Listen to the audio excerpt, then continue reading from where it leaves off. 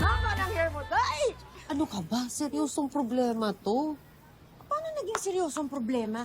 Dalawang anak ng Torrecampo ang nagtapat ng feelings nila sa'yo. Pareho pang hindi mo sinasagot, ha? Pipili ka na lang ng isa. Panalo ka either way. Hindi ganun kadali yun. Pareho mo silang gusto, yes. Bakit? Sino ba sa kanila gusto mo? Yung point kasi hindi ako pwedeng pumili. Dahil gulo lang dala nun. Either way. Ngayon pa nga lang, nag-aaway na sila. Pero isipin mo to, Day. Kahit sino sa kanilang piliin, solusyon yan sa problema mo. Nagdadamay na sa pinagdadaanan mo. Hindi ka na mahihirapan.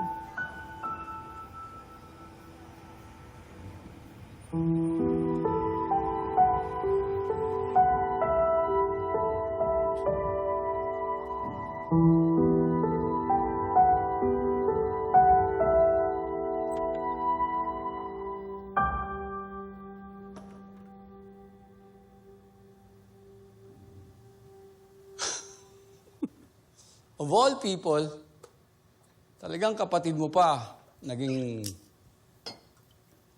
karibal mo kay Marge. Dad, please spare me tonight. Huwag niyo na po akong pagalitan. Oh, wala naman ako sinasabi But I tell you this, di kita pinalaki para maging talunan. What? Do you mean po ba na... Huwag kang magpapatalo sa kapatid mo. There, I said it. Normally, fathers would say na huwag kang makipag-away sa kapatid mo. Pero kayo po, bakit niyo po sa akin sinasabi yan? Dahil,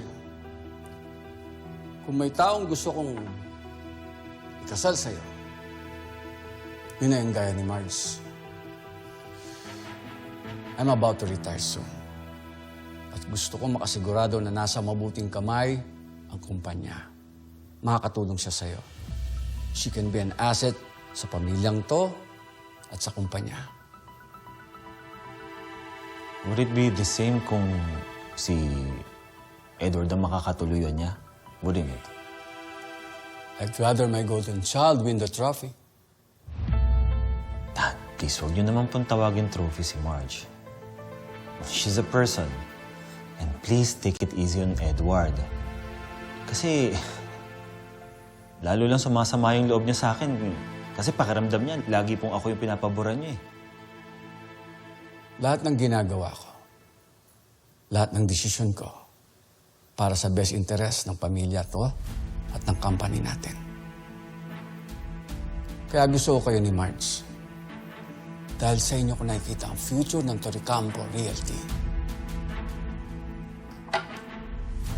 Kaya kung ako sa'yo, hindi ko na pakakawalan yan si Marge.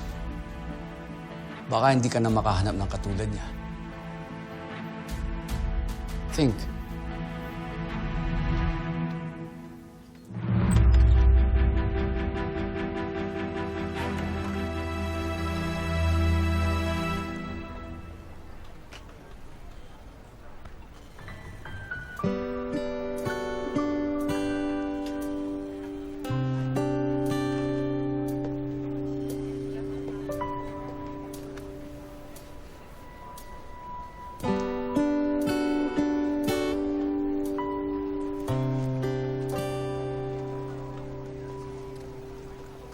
So, what do you think?